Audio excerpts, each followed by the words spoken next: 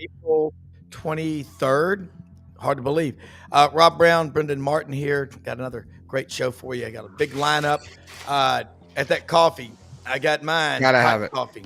Gotta have it. We I'm got reversed today. Yeah, we're going to get that iced coffee's good. Take a picture. And Brendan always says this: take a picture with your phone of the QR code.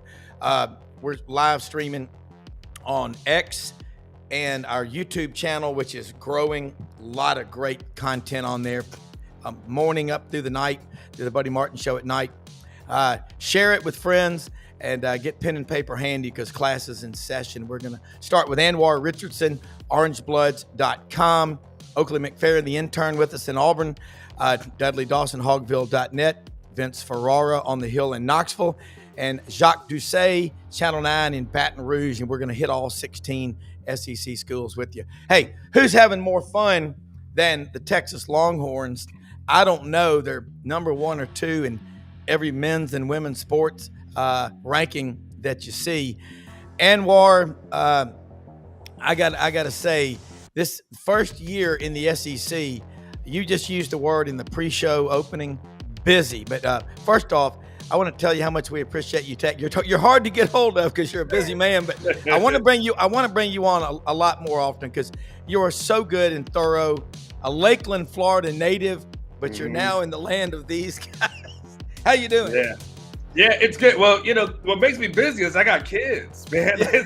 It's not always the work. Look, he's putting his hands up, man. I got a kid in middle school. I got a kid in elementary school. I got drop-offs in the morning. I'm trying to get ready for the shows. Like summer's coming, 100 days of hell right at you, brother. Yeah, man. I'm gonna miss those teachers. I'm gonna miss them. Like I miss them. I love those teachers. It's like it's almost like that they're gonna leave you, and you just want to hug them and say, "Come on back," right? It's like I love you. Just come back in August.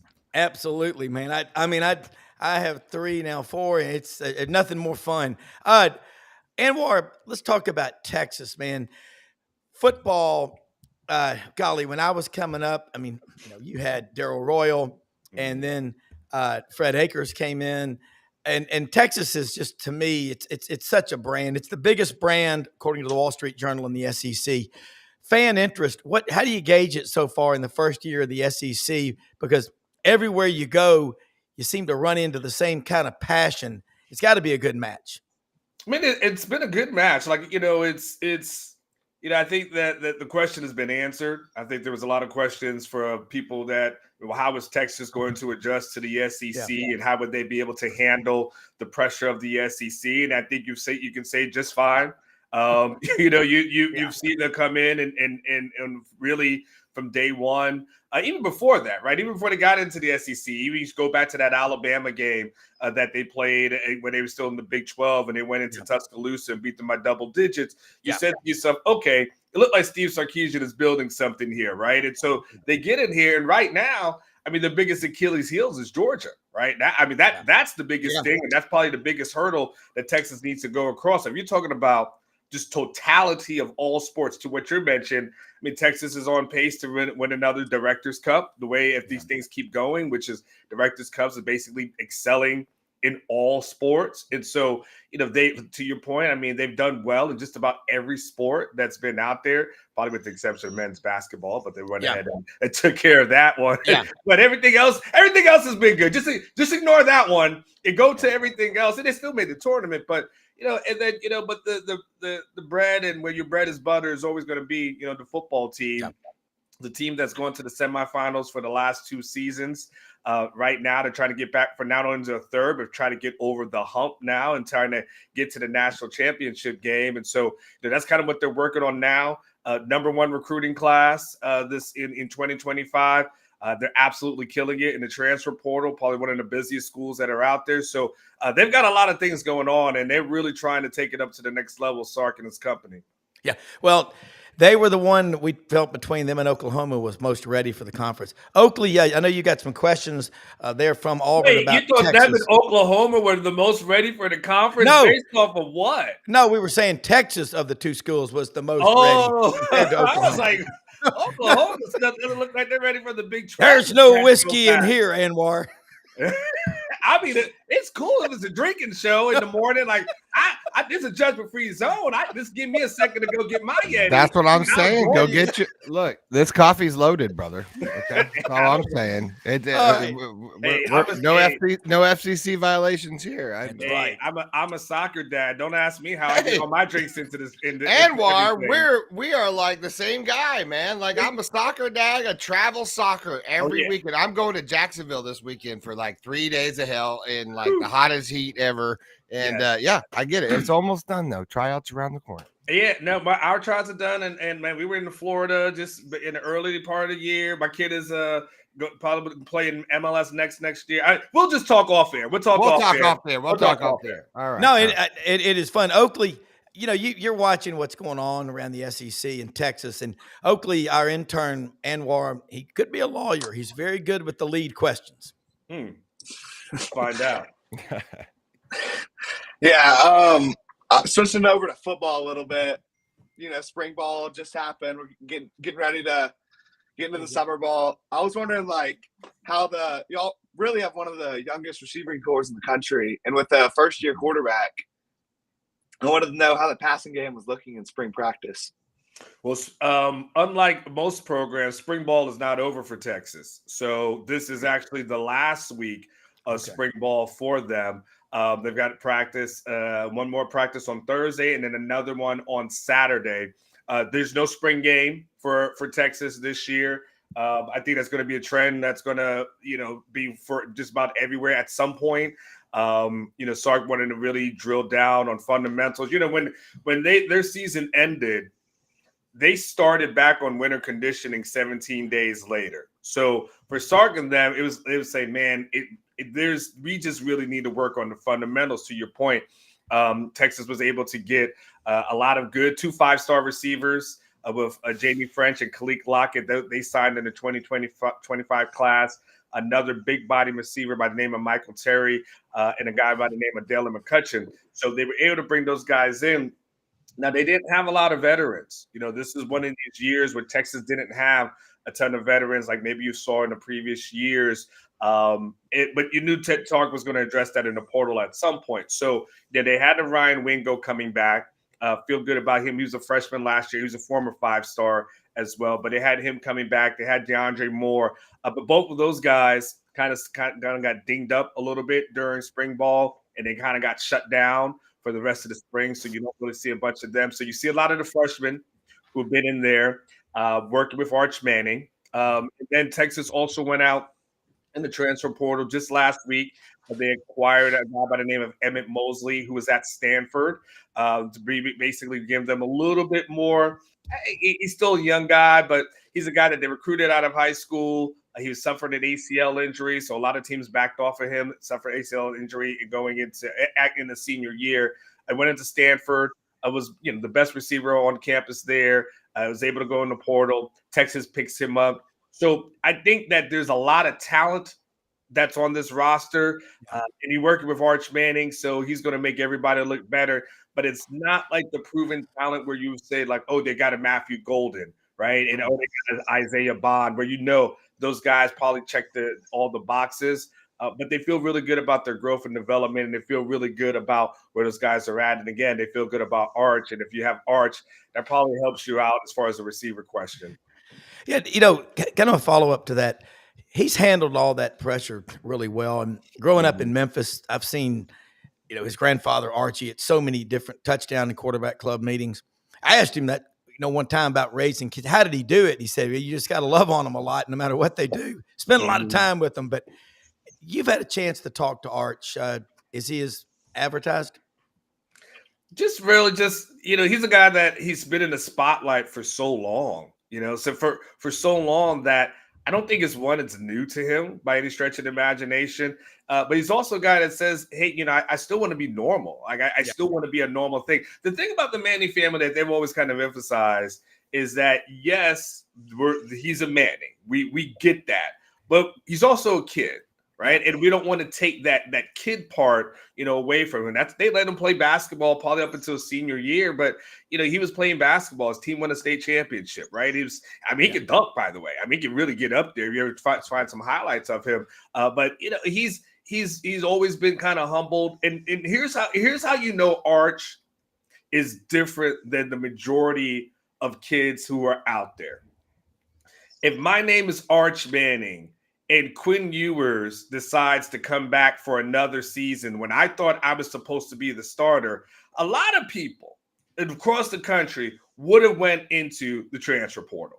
They would have said to themselves, you know what? I'm not going to sit behind this guy. I'm a 5-star. I'm a Manning. I sat 1 year, but that's fine. I got to sit another year. He sat. That's why I say to anybody, if Arch Manning can sit his ass down and say, you know what, I'll wait my turn, there's no excuse for any other athlete in the country to say, I don't need to sit down and wait my turn. So you want to know what he's like. He's a guy that if he decided when Quinn Ewers is going to come back last season, because the plan was that Quinn was supposed to go pro after that 2 years ago. So he wasn't supposed to come back last year. And that when Quinn's draft stock wasn't as high as he wanted it to be. Yeah. And so Quinn comes back and kind of throws off the plan. If he decides I'm going to go in the portal, there's no shortage of teams that would take him. Just about everybody would have taken him. Oh, yes, of course. But he never did that. He's never flirted with the portal. He's always tried to blend in. He's always tried to be one of the guys. You'll see him around town. He'll be at a restaurant or something like that. He always is trying to be a live a normal life. So I would say he is as advertised. I've seen some kids who are legacy kids who are kind of jerks, and he's definitely not like that. Yeah, I Oak. Yeah. So looking at the defense, it's really veteran. Is that what Texas is expecting to be kind of the strong point of their team? Looking across, I mean, you've got juniors and seniors pretty much starting everywhere. Well, they've got two guys that when you start from the defensive standpoint, I would say you start with Anthony Hill at the linebacker position, former 5-star. And again, you're going to hear that theme, 5-star, 5-star, 5-star, right? It's talent, right? They believe in the talent acquisition standpoint. Future NFL guy. He's a stud, absolute stud. You'll hear his name a lot this year. And an edge guy by the name of Colin Simmons. He came on a lot, really strong, former 5-star. He came in really strong last year. He's a younger guy, though, but you've got him on the edge. You got Ethan Burke on the edge as well. So you got really some really good edge guys. But then what Texas has really done really well is that in the transfer portal, they really have attacked it as far as picking up guys on the interior of that defensive line. So they picked up a guy by the name of Cole Brevard from Purdue. 6'3", 333. They pick up a guy by the name of Travis Shaw from North Carolina, 6'5", 330. They pick up Hero Canoe from Ohio State, 6'5", 305. Then they picked up two guys recently, Lavon Johnson from Maryland, and yesterday they get a commit from Syracuse, a guy by the name of Merritt Watson, who is one of the best freshmen in that conference last year. So they went out and picked up 5 defensive tackles to already add into what they had. And by the way, they picked up a guy by the name of Justice Terry as a 2025 freshman, a 5-star, again, out of Georgia. The thing about it is that Sark, when he got here, he looked at that roster and said, this is not an SEC ready roster. And they weren't in the SEC at the moment. But what he said was, in order for us to get out of the Big 12, once we get out of the Big 12, we got to face an SEC program.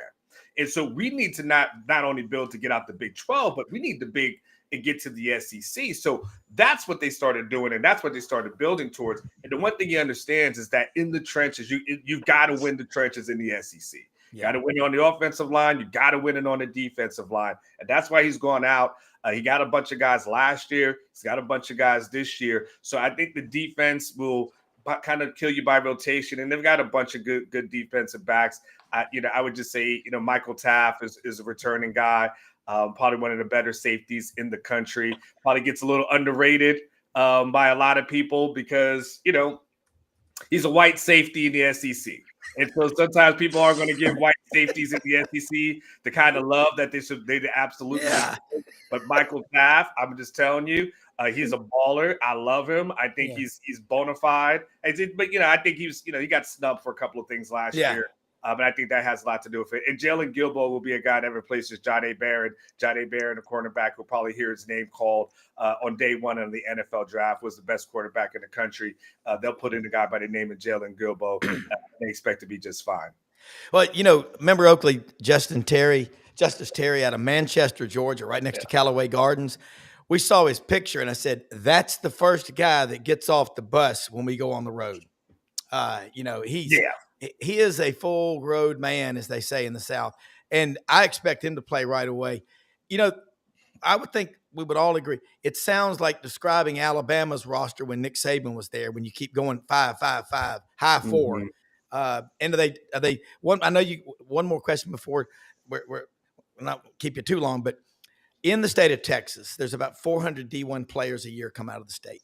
Is Texas back to dominating in state? I know A&M could use the SEC for a while, but those days are over. I think it's hard to dominate. This is a bigger question, big picture question or answer rather. It's hard for any in-state school to really dominate the way that we grew up and we're used to, right? Yeah. When you start talking about whether it's Florida, whether it's Texas, whether it's Georgia, Alabama, or where you go out to like California, the challenge is you've got an era of kids right now, especially in 7-on-7, they travel a lot. Yeah. They travel to different places. Beforehand, we had the regional programming, right? And so we only got to see the programs that are kind of in our region. Now kids can watch anything. They can go anywhere. They can get on a Saturday and they can watch any program in the country, right? But I think geography is just not a thing anymore. Like these kids look at it and they look at all these different places that they can go. And then, they start taking these unofficial visits as freshmen and sophomores, right? And so now all of a sudden they're traveling all throughout the country. And so I think the world for this generation is a lot bigger than our world was. Like we just grew up and you just wanted to go to state school and you pick, I lived in Florida, right? You either like Florida or like Florida State. That was our choices. No one thought about liking Georgia or Alabama unless your family is from there. Like it just didn't make any sense. So, Texas is really good in recruiting, and they always want to get the top guys in the state of Texas. But they also understand that more so than trying to dominate the state, because you look at Texas A&M right now. If you pull up their commit list, I don't have it in front of me. But I want to say they maybe only have 2 guys in the 2026 class from the state of Texas at this moment. And they may have 10 commits or so, or 12 commits, something like that. So I just think the days of dominating and saying when you're going to build a wall around your state are kind of over. Texas will always obviously go after the top guys in state. But they'll also, when I mention the Justin Terrys of the world, when I mention, Khalid Lockett or Jamie French, these are, guys in different places. And so, and then of course the transfer portal becomes a great equalizer for all of us. Right. So I think Texas will go after that, but I think those days of just saying, the Mac Brown days where I got everybody, or Bobby Bowden or Steve Spurrier, right? Or even Nick Saban to a certain degree. I just think that's really hard to do with today's kids. Yeah, and Texas has always been a state that everybody shops at. It's kind of the place. And you get more now with the Oregons of the world, Oregon, coming in there. And so, now with NIL, you can just basically pick and choose to say, all right, hey, let me go after this top guy in this state. We'll drop a bunch of, cash on him. Yeah. And then it makes it really, really hard though. Yeah, and I've got a friend whose son is on the staff at Oregon. He said they've got to direct multiple flights every day, nonstop, from Portland or Eugene to DFW. Oh, I'm sure it's for the bird watching. There may or may not be some talent that's in the DFW area, right? So, hey, last question: did you grow up a Gator or a Knoll? I grew up a Knoll fan.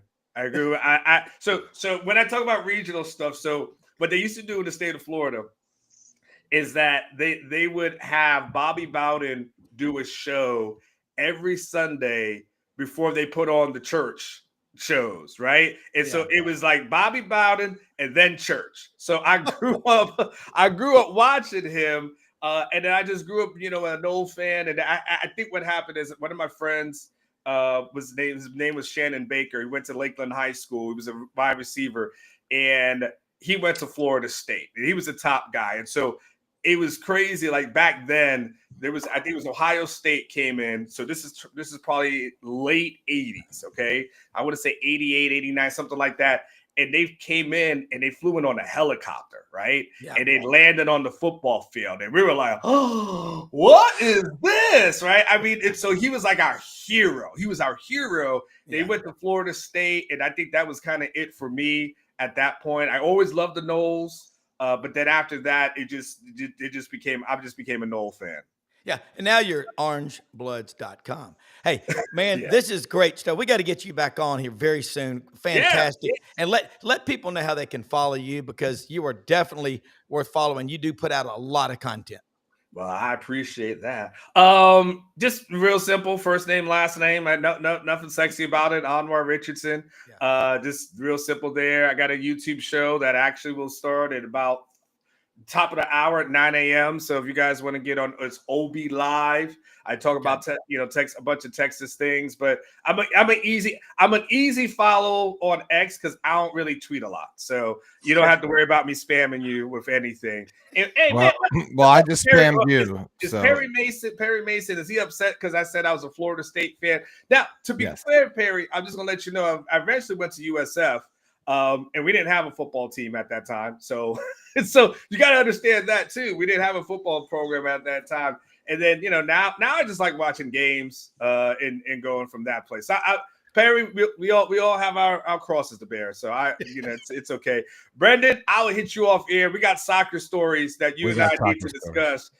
We got to talk about how to sneak these Yetis in. I got lots of them. I got multiple colors. I had the best thing in college, barnoculars. It was a pair of binoculars that had 2 8-ounce flasks in them, and you unscrewed the lens caps to drink.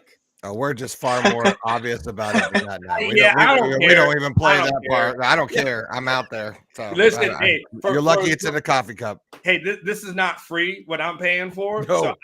I'm a grown ass man. I'm gonna come out there and chill. It's an $800 weekend going to Jacksonville. Yeah, you've got to do it. I'm having a drink. No, you got to. Anwar, you guys, y'all take care, man. Thank you so much. You too as well. Thanks, Anwar. That is fun. Jacques Doucet, WAFB Channel 9 will be on with us here in a second. And Oakley, and you know this, and you're not far in age, a year apart from Arch Manning. I don't know if you've ever met him or not, but y'all's generation is, like Wilson says, it's a lot of the parents are the problem. He's got great parents. So do you. I think it's really cool to hear stories like what other players around the country could do. Let me say something real quick. Winter Timber Outdoors, folks. Athens, Alabama. Oakley, they're building a new store in Auburn out along near Interstate 85. You know where that is. Should be opening in June. They've got over 2,000 shotguns, rifles, and handguns in the Athens store, but they got everything you need. Anything that involves hunting or fishing, all the shooting sports, they've got you covered. They've got the gear, Dixie decoys, duck camp, Sitka, everything. It's turkey season, everything you need, the calls, the gear, the ground blinds, the loads, the Migra loads. They're, to me, one shot, one kill. You cannot get any better. Winter Timber Outdoors, proud to have them as a sponsor.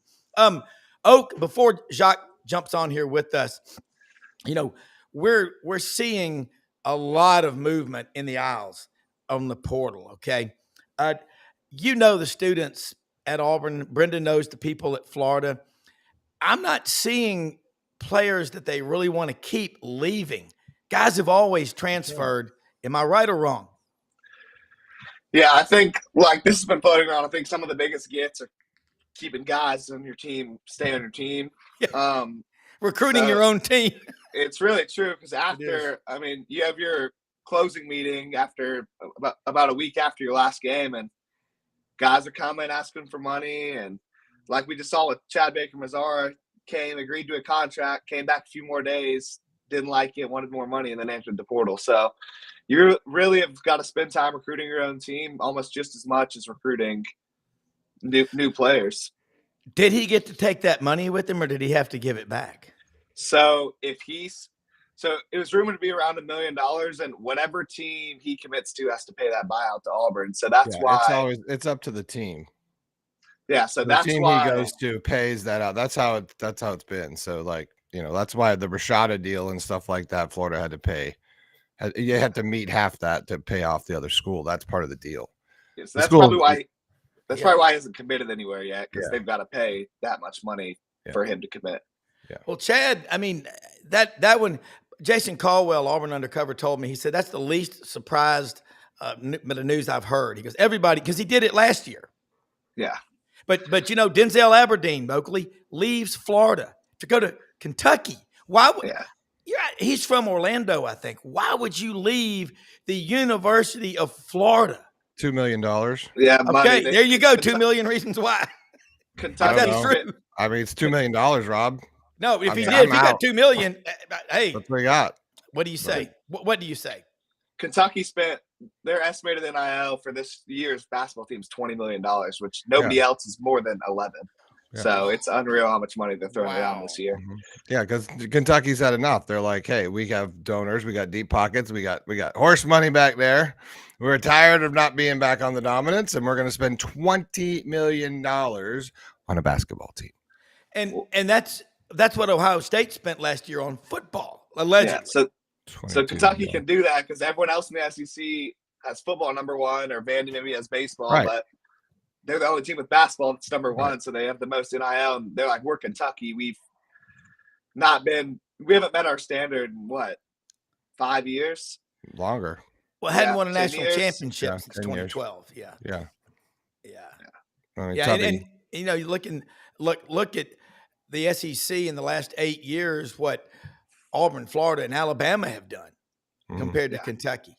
Look, I hear what you're saying, Rob, and all that stuff, but I think at this point we just got to look at it as this is the deal, not be so shocked about it anymore. Like the kids are going to go where the money is, right? You can't blame the kids going where the money is because it's there. I got a kid. If they tell me, Dad, it's $100,000 or $2 million or whatever it is, I'm going to say, hey, go get that $2 million, because right now they're figuring this isn't going to be around forever. Yeah. This is hot. Let's do it right now. They may change it. May not, go get it while you can. Yeah. Because it's not going to, I think even the players know it's not sustainable.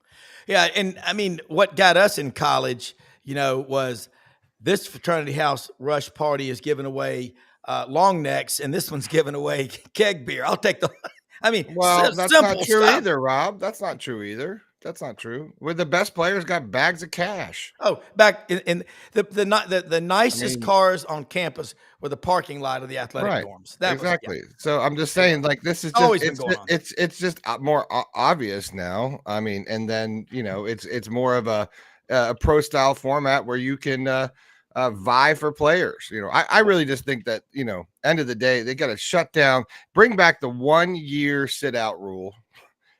If you go from team to team in the same conference, bring that out, make it not so easy to transfer out. I think that's just such a blatant, obvious, fix right there. You can't just bail so easily, right? Let's start. I don't know, Oakley, what do you think? Well, I think if they're kind of halfway committing to the pro style. If they're doing the pro style, they need to make everything needs to be public.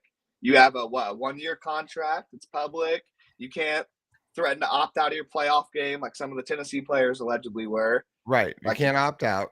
Yeah. And you got to have some franchise tags.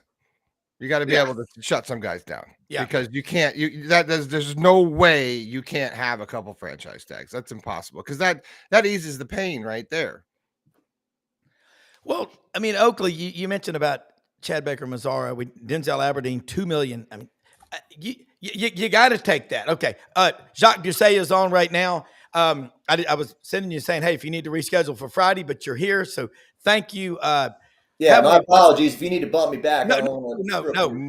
We're good. We're good. We ain't going to turn down Jacques Doucet, 2-time Sportscaster of the Year in Louisiana. Love having you on. Oakley McFerrin, the intern's here. He was just telling us about some of these NIL deals with Aberdeen from Florida to Kentucky. Chad Baker Mazzara, who knows? He could end up at LSU. They've got a big pile of money. What's going on down there? Football, basketball, baseball. By the way, you got an awesome set in the background there. Not too many guys have Emmys You and Buddy Martin are the only two I know. Well, I'll tell you something funny real quick. So you want to see inflation? So I've been lucky enough to win Louisiana Sportscaster of the Year twice. So that was the first time, and then that was the second time. It's about a third of the. It's like going to your favorite restaurant. So your favorite restaurant, you're paying more money for, and the chicken fingers go from that big to like that big. So the cost of glass. What's happened? No, I don't want them to see this. I'm very appreciative. Thank you. Yeah. But everything's going good. LSU spring football just wrapped up. LSU baseball had a huge clunker last night. They got 10-run ruled at home by Northwestern State. Now, I don't think that's ever happened. A non-conference team coming in on a midweek and beating LSU by 10 runs in 7. Did a one-on-one with Kim Mulkey yesterday. That's going up at our website. Wow. So that's pretty good. My dad spoke Cajun French to Ed Ogeron on the levee on Easter Sunday. That's online. You can catch that. Cool. Can you speak Cajun French? Comme ci, comme ça. Not really. No, my dad speaks fluent French. It was the first language he learned. Back then, when you go to school in the 40s and the 50s, if they taught you speaking French, they'd hit you with a ruler or spank you. We speak English here. But it was the first language he learned, and he speaks fluent French. It was so fun. Well, it was so entertaining, like growing up, hearing him talk on the phone. He'd weave in and out of French and English. He'd be like, "Oh, mais je connais pas avec des ici." Oh, that's no good. Cracker Jack. Yeah. So I love it. Pierre Landash is watching right now. One of my LSU friends from Baton Rouge, lives in Memphis, and I'm sure he's in tears hearing that right now. Oakley, I know you got to go to class in a second. Got a question for LSU. Did you pick up any of that Cajun French? There'll be a test tomorrow at 9. I did not. I did go to 2 crawfish boils over Easter weekend though, so a little bit it of makes Cajun you a Cajun. There you go. Yeah. This is the time of year to eat those things. I'll tell you that. They're finally kind of getting big enough to have a good time. Yeah. But Oakley, you're watching LSU and everything. I know football is the key, and you're really good at doing research. He's a Steelers Nation fan, freshman at Auburn, the intern. But you got to meet Jacques this summer at Media Days when we're in Atlanta. It's Brendan will be there. Hopefully, we're going to stay at the Omni and have a lot of fun. Yeah, I think I actually met him a few years ago at one of the SC Media Days in Nashville. Yeah, Nashville. Yeah. So. But question on LSU. I'm looking at your front 7. Is that the best front 7 in the country? Is that the expectation? Defensively, front 7? Yes, sir. Yeah. Well, they lost their D-line coach, Bo Davis. They were really thrilled about getting him from Texas. They paid a lot of money to get him. And he's coaching the Saints now. Left. I think they were kind of, I don't know, they caught by surprise or not. I don't know if he didn't jive with Kelly or he just wants to get away from NIL and transfer portal and just, like Joe Brady. When people talk about Joe Brady becoming a college coach, a lot of people said, no, he's not interested in the talking on the circuit and dealing with parents and all that. He just wants to be in a building and coach football. So they lost their D-line coach. Ahmad Bro is coming along. So Kyle Williams is now the new D-line coach, who was a LSU great, played on the 2003 National Championship team, spent 13 years in the NFL. I think he was a 6-time Pro Bowler. So he's coaching the D-line now. And I think a lot of people spoke very highly of him. I talked to him before the spring game, and he reminded me that Dominic McKinley, one of the other defensive linemen they're really counting on, just turned 19 years old. So, they got some young guys there. Harold Perkins has been the biggest X factor, the biggest. It's like your summer go-to talking points on the radio. Should Pete Rose be in the Hall of Fame? What are they going to do with Harold Perkins? So Harold Perkins' first year, he flashes. He's really good. I think teams kind of scheme to take him out of it, and since then, it's like they're putting him in the wrong spot. They should put him here. They should put him there. Is he just not as good as people think?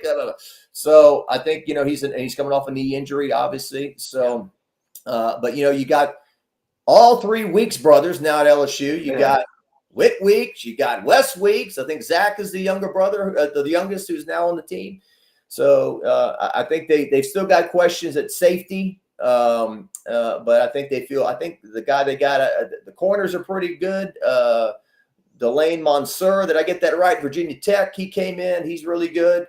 And DJ Pickett, true freshman, the biggest recruit in the class. So, yeah, I don't know if they're one of the best in the country, but certainly I don't think they're going to be huge holes like there were in 2023 when they had a Heisman Trophy winner and 2 first-round picks on offense, and they couldn't, stop anybody, and that tanked the team. Yeah, that's a good question, Oakley. I think front sevens of LSU are legendary. And, you lose Bo Davis and then you bring in a guy like Kyle Williams, who you just introduced us to. That's pretty impressive. But Oakley, stay as long as you can. But I know you want to keep that 4.0 up, don't you? But yeah, I've got to get to class, unfortunately. But thank you for having me on. Y'all can find me at Oakley.McFerrin on all platforms. So he is the question. Look forward to seeing you in Atlanta at SEC Media Days, but I don't see you before then. All right. Take care. Thanks so much, Oakley. I'll talk to you after the show, after class, of course. All right. Let's bring in. I think the surprise of the day is Ed Ogeron speaking Cajun French with your dad. I bet he's fluent in it because he's from Bayou Lafourche. But we'll just keep you a couple of more minutes. We've got Dudley Dawson from Hogville.net up in the northwest corner of Arkansas. Vince Ferrara, the sports animal in Knoxville, covering Tennessee. Jacques, another thing, and I love it when we get the different SEC people that cover these teams, because we're an all SEC show, and then we've got a special we do the Buddy Martin show at night and Gators, and we got an Auburn undercover show. Y'all, the beat guys, the people that are on the ground, have forgotten more than we know. Another one I got to ask you, Jacques, you got to talk to Kim Mulkey, and she is such a powerful personality. She'll call out a reporter in the room, won't she? I know. Yeah, I saw that. I think, I've covered her for 4 years here. When she got the job, I was a bit worried. I was like, this woman's going to chew me up and spit me out. I knew they were going to win. She's always been a winner. Yeah. But it was like, what is this going to be like? And I'll tell you what, she has been, just me speaking, I think she's been one of the greatest things that ever happened to LSU in terms of the interest she draws and whatnot. Now, look, she's going to speak her mind. She's not going to let anyone walk all over her.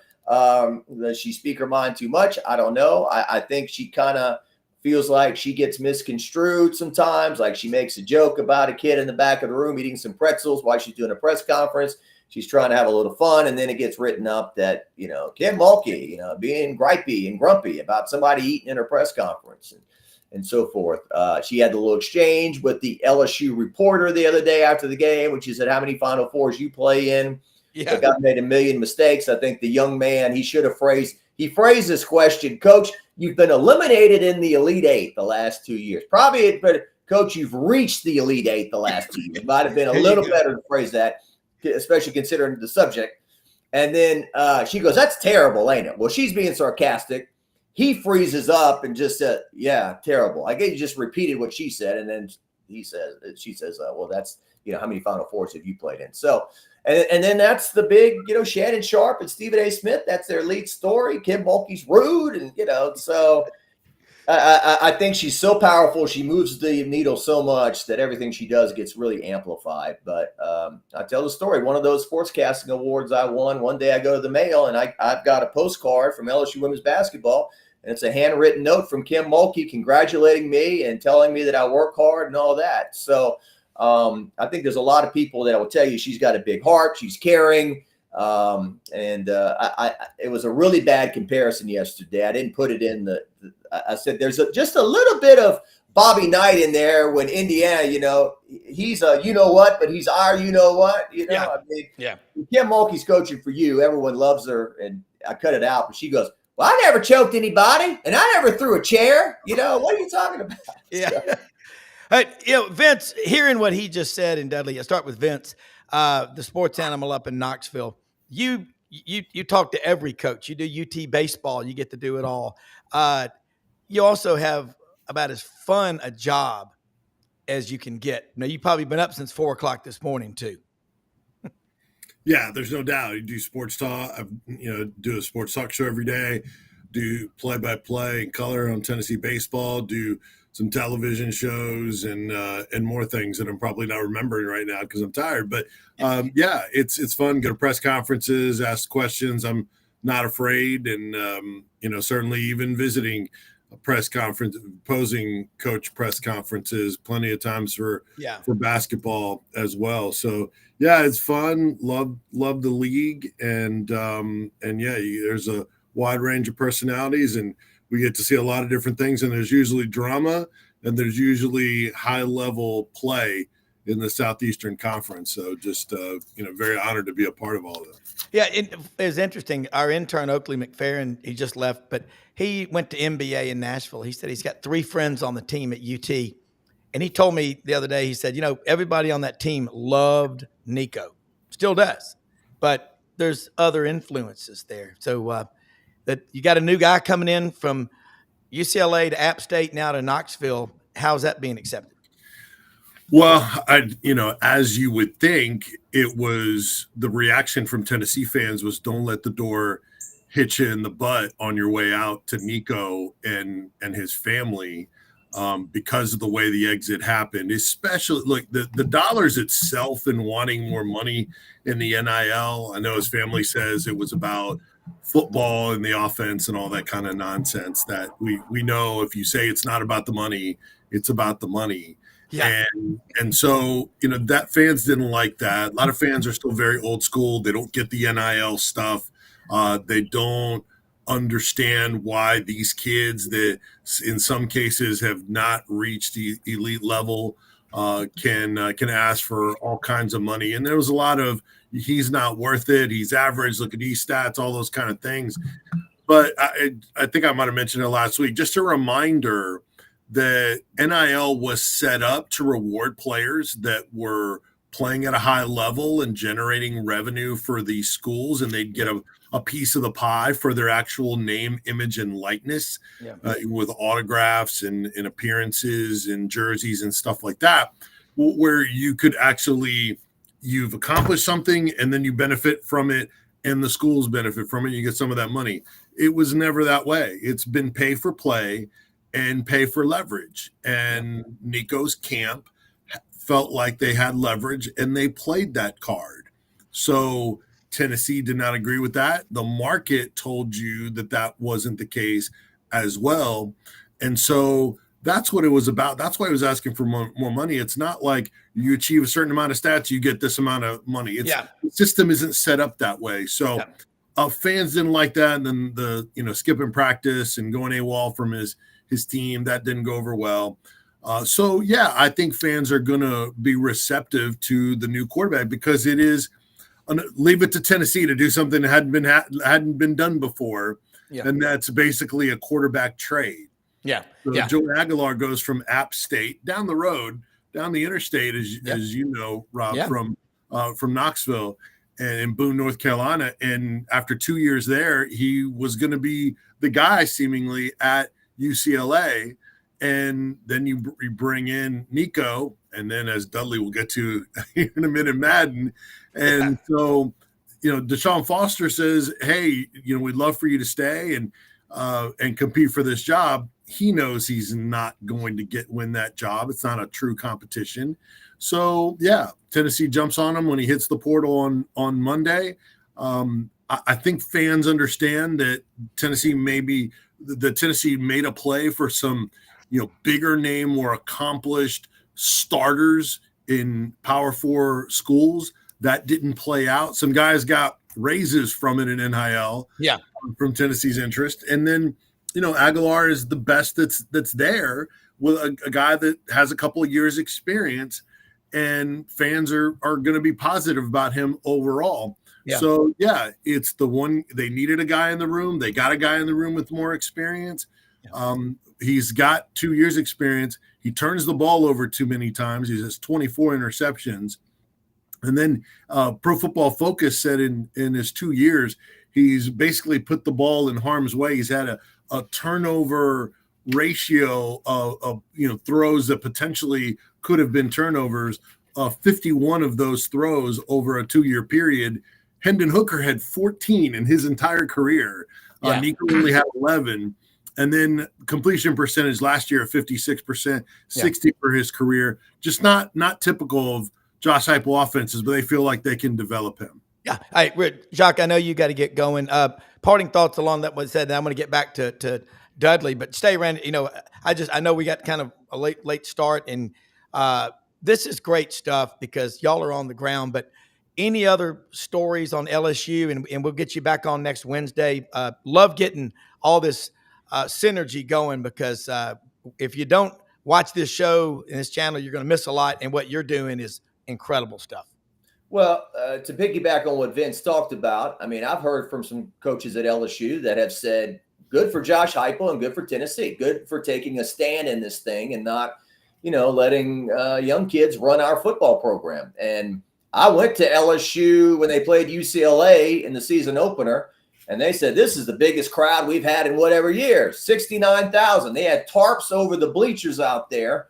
And a lot of times no one's going to those games because in Southern California, there's a lot of things to do. And it's very superficial. If they're doing great, we'll show up, but they ain't showing up for a 6-6 team or whatever. So, and he got less money from what I hear as well. And so, I mean, just look at women's basketball. Speaking of California, UCLA, they go to the Final Four.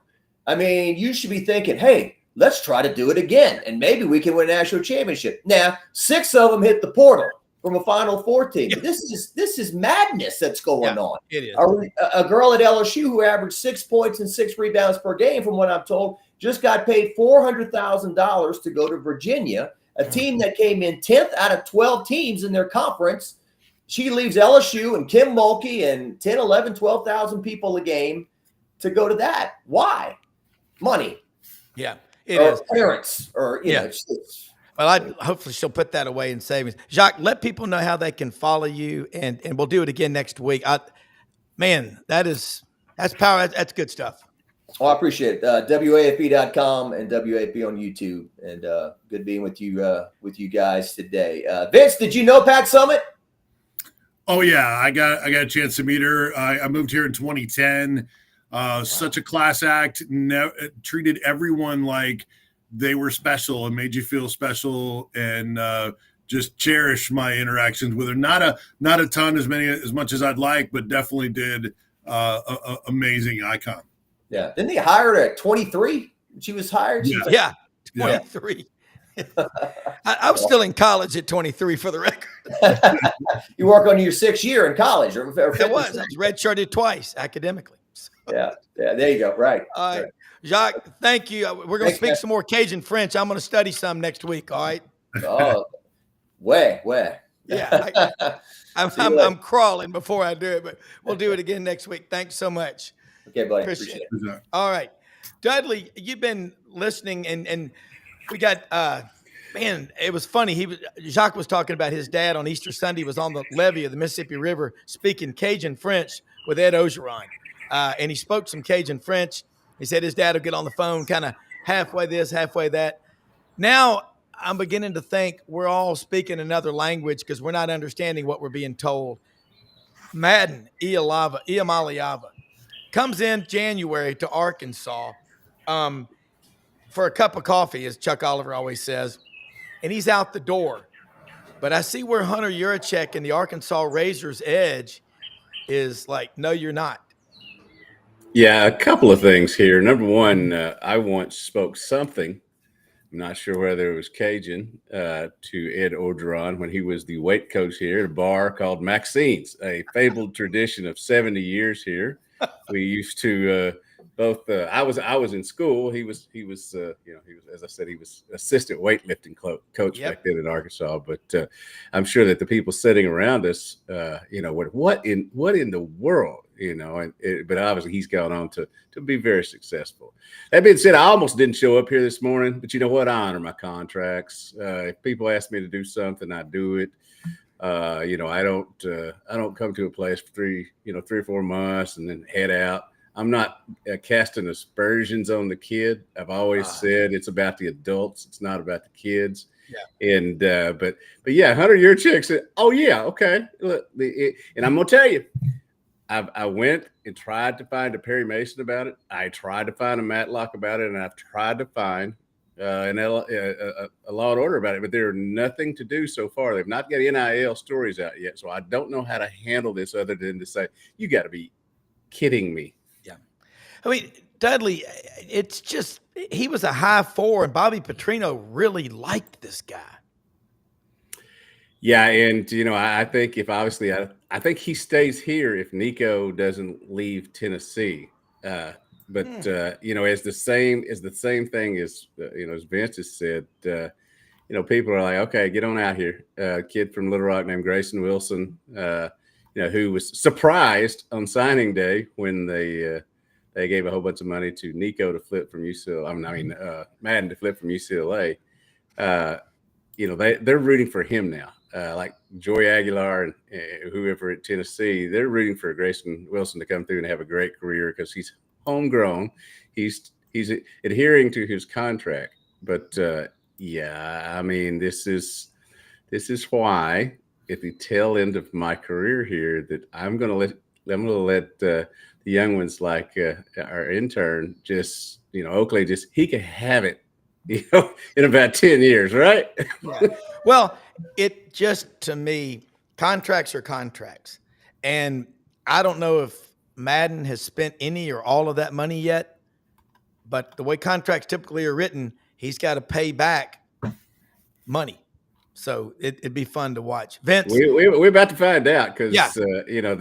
Arkansas got a ton of money to be throwing around here, and they're not going to let some dude walk out the door without having played a snap in a game. Yeah, again, the people that are the big super boosters didn't accumulate that wealth by being frivolous and stupid. Just the way it goes, Vince. Yeah, a couple of things on that. And much like people rooting for Tennessee that this plays out, it's a great point because then it will show that, hey, the players aren't the ones that are dictating and how this works, that the schools can stand behind not being bullied and leveraged and do what's right. On the other hand, that's short-lived. If Tennessee loses in the opener to Syracuse, any goodwill will be flushed by this fan base, much less anyone on the outside. So it's fleeting, basically. So that's one. And then two, it's very interesting that Hunter Yurachek is taking this approach. I also applaud him, and I think a lot of people are too, in looking and see if this would work. Here's the problem. You got to know the language of it. And, a lot of us, I don't think, know what the language of that specific deal was. And if it didn't clearly say that you have to execute a certain amount of things and then you get your money type of thing, that would be the way NIL was originally developed. But these are pay-for-play contracts, an NIL deal. So if he's getting it basically just to show up to Arkansas, how do you come back and say, well, he's not staying? He didn't do anything. Well, if that's not clearly outlined in that deal, then you're going to have a hard time recouping that.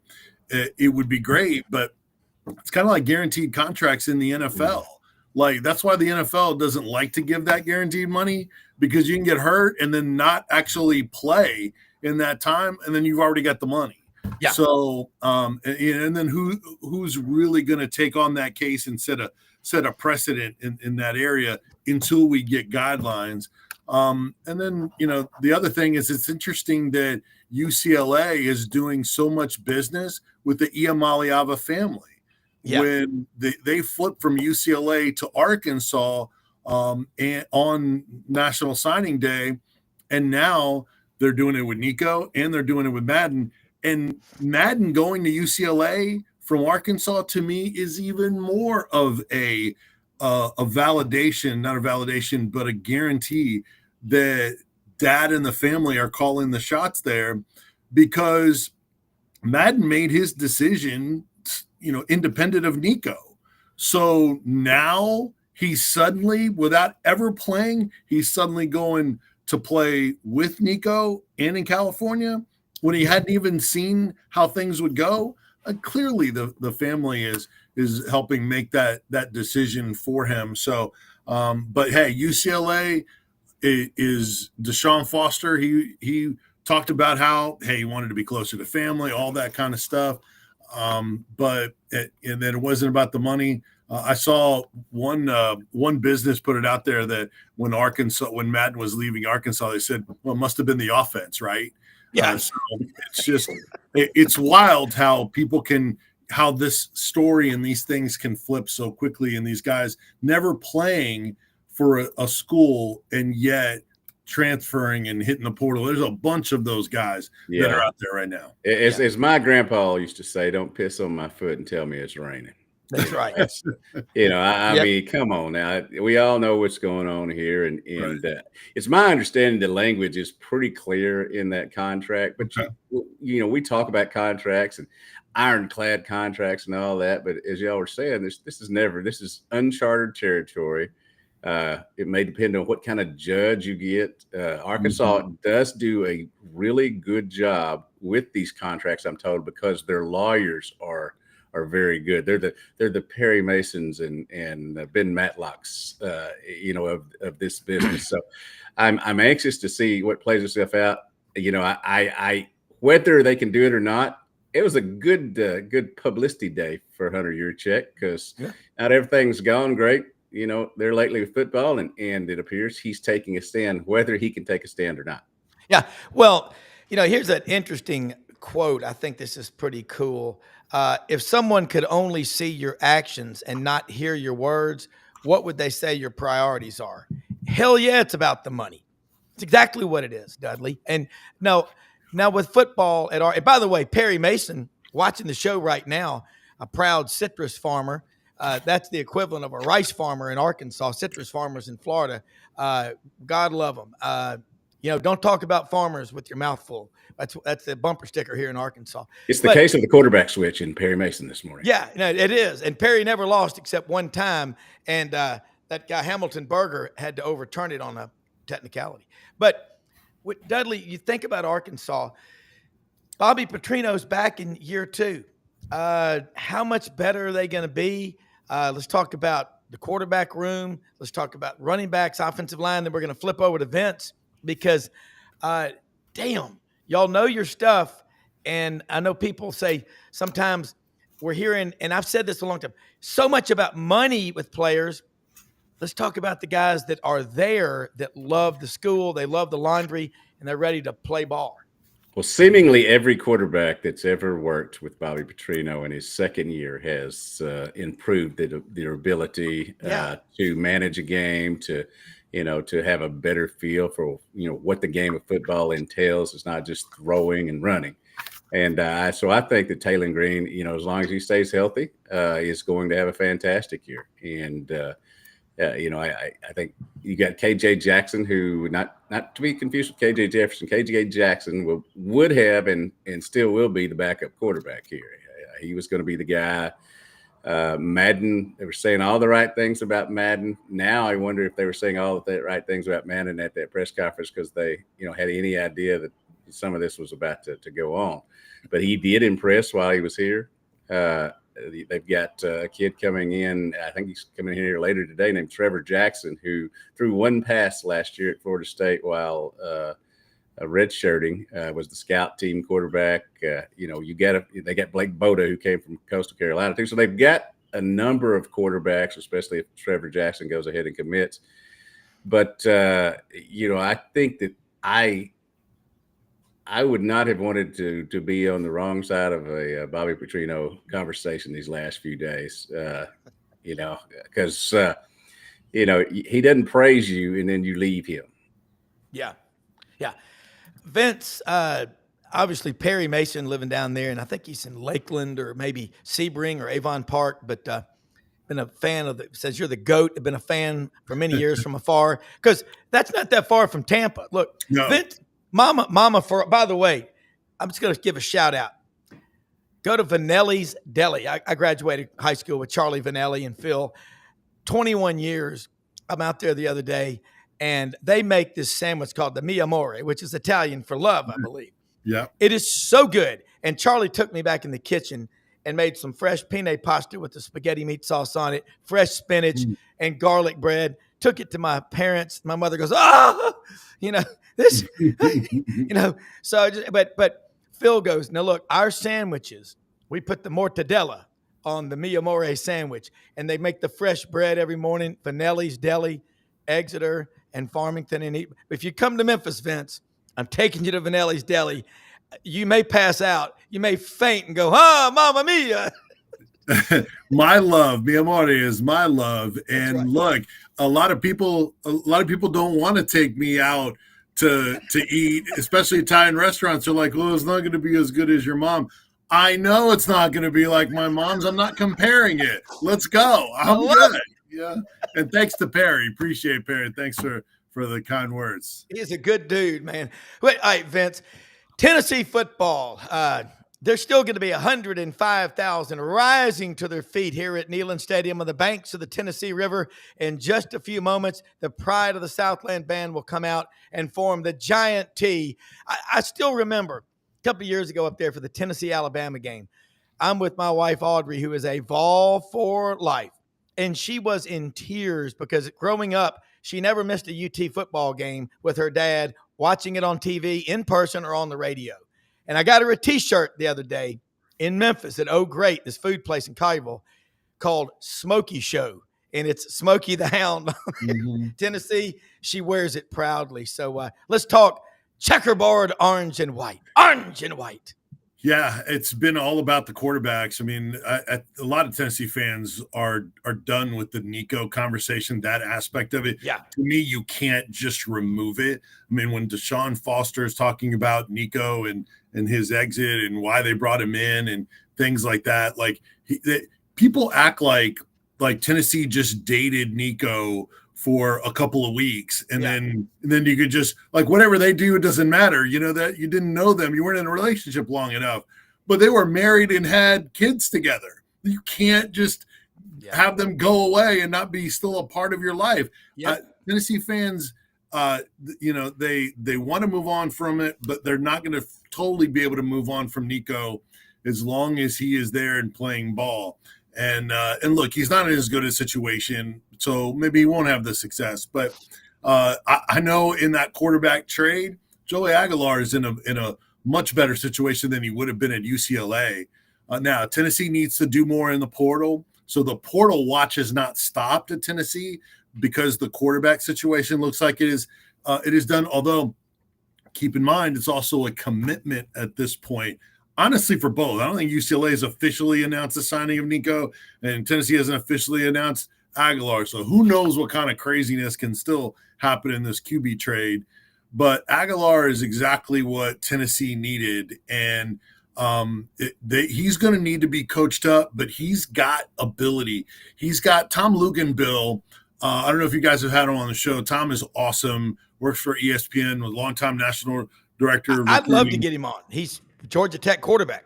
Absolutely. And he's going to come on our show tomorrow because he's been outspoken about kids hitting the portal and then not realizing that so many people in the portal never find another home. Yeah. And those things need to be publicized more so kids will hopefully think twice before making those decisions. Vince, hold that thought real quick, because I want to go back to you and Dudley when we come back, then we'll wrap it up. But Landers Ford, folks, they're open every day of the week except Sunday, 7 a.m., 7 p.m. The 25 Expeditions are on the lot.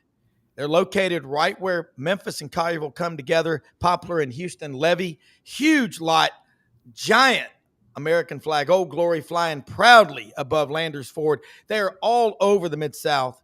LandersFordMemphis.com. Okay, couple of things. You're worried about tariffs. Brad Bellamy, the GM, comes on the show every Friday with us. They're giving the pricing, employee pricing when you come in there. Let them know you heard about them on SEC Sidelines. They'll take $500 off the additional savings, and their service department will pick you up wherever you are, take you home, pick you up, round-trip transportation. LandersFordMemphis.com. Right down the street from Hewlett and Dunn Boot and Clothing Company. Folks, if you love good-looking boots, men's, women's, kids, they've got them all. More duck heads. I want to focus today on the duck head selection. They've got so many duckhead pants, blazers, polos, button-downs, vests. You got it all. and Filson, Barber, STS, Pendleton, Schaefer, and the luggage. Man, they've got STS, Filson luggage. They've got some brands you've never heard of. Get out there, open Monday through Saturday, 10 a.m. to 6 p.m. Go back real quick now, Vince, about Tom Luganbill. I really like him. One of the things I like about him is he's always wearing cowboy boots when he's on the sidelines. You're right. But damn, I've seen him at several Auburn games. He's always wearing his cowboy boots. Hewlett and Dunn needs to send him a pair. But he's really knowledgeable. Yeah. And you're going to have – I would love it to have him on here with this panel right here because he understands. There's a stat that came out about basketball the other day. I think it's in the 60% something of people transferring that just disappear. It is not always easier when you leave. Typically, you just transfer those problems to a new zip code. Yeah, there's no doubt. And, he used to be the national director of recruiting and still covers recruiting for ESPN. So he's got great perspective. We're going to have him on to talk about Jake Merklinger and George McIntyre because he knows those guys. He's a sideline reporter, as you mentioned. He does in-studio analysis, just so well-rounded. He's called 3 of Joey Aguilar's games, including last year's Clemson game, which is not the best game for tape for Joey Aguilar. I mean, real higher level of competition, but so he understands him. He's called Nico games. He knows him. So that fit at UCLA. So we can cover all of it with Tom, and we'll do that tomorrow on the show. But I brought that up because he described Aguilar, just real quick and wrap it up, as a riverboat gambler. And he is Tommy Tuberville? Yeah. And so that doesn't fit Josh Heupel's offense. Like all the quarterbacks combined in Josh Heupel's 4 years have thrown a grand total of 14 interceptions. Aguilar has 24 in 2 seasons, and a completion percentage is nowhere close to where it usually is good enough in this Tennessee offense. So, but he will also make just tight window, beautiful throws. He'll hit some deep balls, which Tennessee needs to be better at. So he's got things that I think they like, but he's got other things he's got to clean up. I don't think he's being handed the starting quarterback position. I think this will be a competition, and then we'll see if his experience gives him the edge. And then one last thing. Remember, Tennessee brought in Joe Milton late in May, the same year that they had Hendon Hooker from Virginia Tech, and Milton won that job and was able to get the starting nod in short prep. That will be what Aguilar has. So Tennessee's had to get a quarterback ready in short order. We'll see if it's him or if he can't break through some of those issues and it goes to Merklinger or McIntyre. But fascinating there for that quarterback room. It is, and I heard Chuck Oliver saying last night, I always listen to his show at night. He was a freshman when I was a senior at Auburn, and he does a great show every day on football, college football, the king of college football. 5, 2, 3, 4. You know what those numbers are, guys? The number of interceptions Josh Heupel's quarterbacks have had over the last 4 years. He will fix, I think, Joey Aguilar. Bobby Petrino. I mean, who would you want to coach your quarterbacks if it's not Josh Heupel? Bobby Petrino. Dudley, you talk about year 2, the improvement. Significant. What about the defense? What about the line of scrimmage? Because that's all that really matters in this league. Interestingly enough, last Saturday, while the whole Madden thing was going on as well, they brought in 4 portal guys, got commitments from all 4 of them, the defensive guys. And so that worked out well. I know they're going to try to add some more. So, I can't gauge what the defense is going to be for sure, but I do know that they've identified weaknesses. They tried to get those taken care of. We'll see how it goes. And I think I kind of gave a saying last week. So many people have come up to me in these past few days and basically said F the Imalalas, however you say it. Free the Imalalas. Yeah, and again, I want to point out that adults have created this situation. The kids are part of it, but the adults have created this situation. Hate the player, not the game. Yeah, it is. And look, guys, cannot thank y'all enough for sharing your time with us. I get so many positive comments and friends, and especially they say, I don't hear about my school. I can go on this channel. I can hear about all the 16 schools. We've got, Gatorbait Media. We've got Hogville.net, Sports Animal with Vince in Knoxville. Nobody's going to outwork y'all. And I just tell y'all how much we appreciate it. And it's going to be here before we know it. Football season really starts Monday, July 14th at SEC Media Day. So look, Vince, I know you got to go to a meeting. I'm going to get you to Vanelli's Deli, or I'm going to do something. They quit making that Tennessee shirt I wanted to get you. The company, they're not doing it anymore. So I got to do something. But I'm going to Grubbs. He's going to Memphis. Yeah, you're going to Grubbs. You'll go to Blue Jays. But for executive producer Brendan Martin, the best in the world, Anwar Richardson, Jacques Doucet, all of y'all, everybody watching, thanks so much. Most often we see the face of Christ in the least among us. Go out and help people today. You will be better for it. So will they. Thanks for watching. See you later today. Auburn Undercover, 5 p.m. Eastern. Thanks. Good night, John Boy.